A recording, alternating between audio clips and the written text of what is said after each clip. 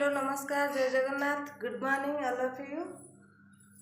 आज आम 4:30 उठिलु जीवा कथा टे मंदिर सी जी भिजिटिंग कौटी जी तमिलनाडु आबे झीर भी आज जन्मदिन कि आज सेलिब्रेशन किसी हेनी खाली मंदिर जीवु मंदिर जीवाई तो देखला बेलू पानी ना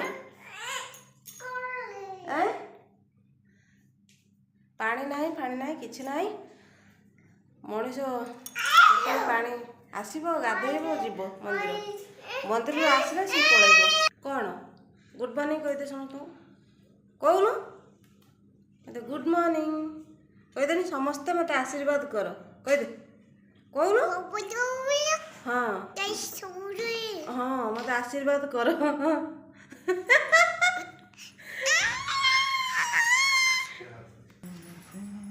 अंधार अच्छी 4:30 माने कौन एबे सीना 5टा हम 4:30 उठले ना हाँ वर्षा भी उठे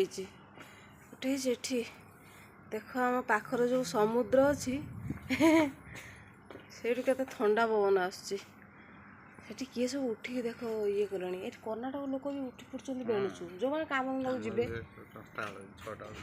पवन के पवन ये करंज गछ को देखिए जापर के पवन दौर कौ हिसाब ना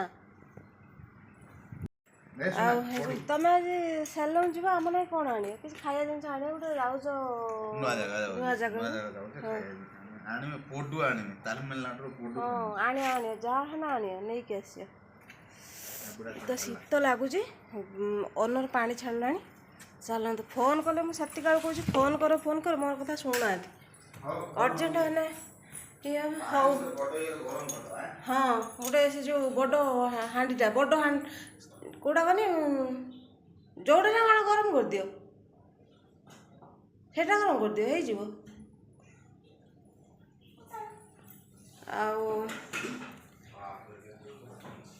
मो झीर तो आज जन्मदिन सी पूरा खुशी से आग थर जन्म होता कि जानी आग थर ये जानला है आज तो किसी हेनी सी पलि जी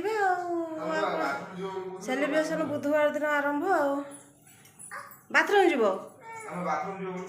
हाँ जिमी जे कहीं लगने हाउ चलते मंदिर गला देखा तो सांग मैंने आज आम एवं गाधे पाधे रेडी एठी आम सार भी रेडी इस कौन घुलचु को हाय कर देन ओ मो नुआ ड्रेस कही दो ड्रेस कही दे कही दो हाय फ्रेंड्स कही दे मो नुआ ड्रेस हाँ हाय चलो मंदिर जीवा कौन चलो मंदिर जीवा अनेक चलो मंदिर जीवा हाँ हाँ ये मामू माई कहीदेनी गुड मॉर्निंग मामू माई गुड मॉर्निंग तो चलतु जीवा देखिए मंदिर खोला है कि नहीं खोला है जदि भल कथा ना कौन करवा से बाट दे पड़े पूरा अंधार ठंडा भी लगुच ना बाहर तो ये तले लाइट कि पवन जोरे दौर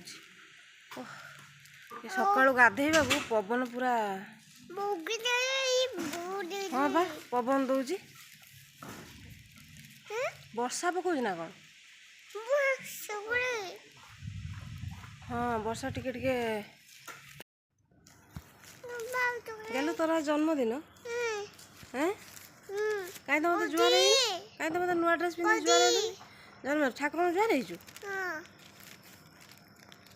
हो पर्स भूल जाइए पर्स आसतु जीवा मंदिर सांग मैंने आम आसिक पूजा सारिकी पलि गलु देखो केते बड़ मंदिर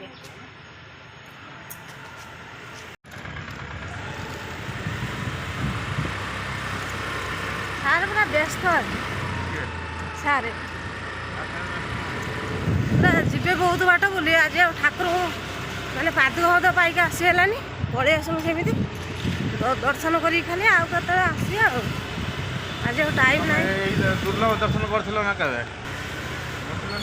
ଆହୁରି ବସିଥାନ୍ତି ଯେ ଛୁଆଟାକୁ ଧରିକି ବର୍ଷା ପଡ଼ିଲାଣି, ପୁଣି ଏତେ ବାଟ କେମିତି ଆସିବି କାଟି କାଟି। କ'ଣ ଟିକିଏ ବାଟ ବୋଲି ଲାଗୁଛି ନା କ'ଣ ତମକୁ?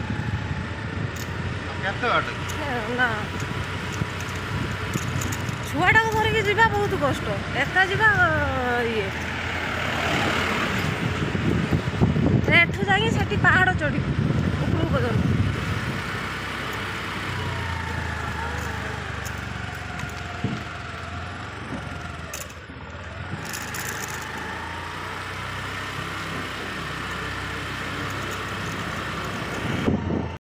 କେତେ ବଡ଼ ମନ୍ଦିର।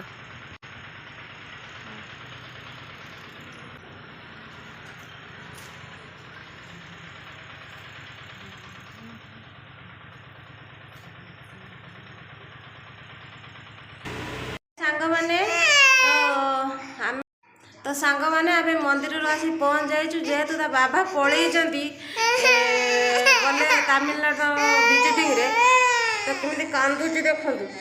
ମୋ ମା କାନ୍ଦୁଛି ତା ବାବା ଖୋଜି ଖୋଜି, ଦେଖନ୍ତୁ ଦେଖନ୍ତୁ କେମିତି କାନ୍ଦୁଛି। ହଉ ବାବା ଆସିବ, ହଉ ଦେଖିବା ଆଗକୁ କ'ଣ ହେଉଛି। ଆଉ କ'ଣ ପରେ କଥା ହେବା। ଟାଟା କରିଦେ, ଟାଟା କରିଦେ। ଲୋ ମାଲୋ ଗଙ୍ଗା ଯମୁନା ବୋହିଗଲା। ତ ସାଙ୍ଗମାନେ ଏବେ ଟାଇମ୍ ଆସିକି ହେଲାଣି 11:30। ଆଉ ସାର୍ ଯାଇଥିଲେ ଭିଜିଟିଂରେ, ଏପର୍ଯ୍ୟନ୍ତ ଆସିନାହାନ୍ତି। ଆଉ ଏଠି ଝିଅ ତାର କାନ୍ଦି କାନ୍ଦିକି ଶୋଇପଡ଼ିଲାଣି। ଦିନମାନ ସାରା ଆଜି ଖାଲି କାନ୍ଦିଛି, କାହିଁକିନା ସେ ଜାଣିଛି ତା ବାବା ସକାଳୁ ସକାଳୁ ମାନେ 10ଟା ବେଳେ ଯାଆନ୍ତି ଡ୍ୟୁଟି। ସେ ଜାଣିନେଇ ଯେ ଆଜି କାହିଁ ସକାଳୁ ପଳେଇଲେ, କୁଆଡ଼େ ପଳେଇଲେ। ତ କହି ବାବା ଭାଇ ଦିନମାନ ସାରା କାନ୍ଦିଛି। ଆଉ 11:30 ହେଲାଣି, ସେଥିପାଇଁ ସେ ଶୋଇପଡ଼ିଲା, ଖୋଜି ଖୋଜିକି ଶୋଇପଡ଼ିଲା। ସେଠି ତ ସେ ଶୋଇଛି। ଦେଖିବା, ଫୋନ୍ କରିଥିଲି, ପାଖାପାଖି ହେଇଗଲେଣି। କେତେବେଳେ ଆସି କ'ଣ କରୁଛନ୍ତି, କେତେବେଳେ ପହଞ୍ଚୁଛନ୍ତି ଦେଖିବା ଆଉ। ତ ଆଉ କ'ଣ କହିବି, ରାତି ତ ଆସିକି 11:30 ହେଲାଣି। ସିଏ ଖାଲି ଆସିଗଲେ ଯିବା।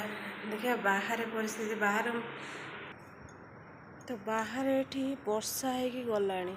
ଆମେ ମା ଝିଅ ଘରେ ପଶୁ ସନ୍ଧ୍ୟାବେଳଠାରୁ, ଆଉ ବର୍ଷା ହେଇକି ଗଲାଣି। ଏବେ ଗୋଟେ ଲୋକ ବି ଯିବା ଆସିବା କରୁଛନ୍ତି।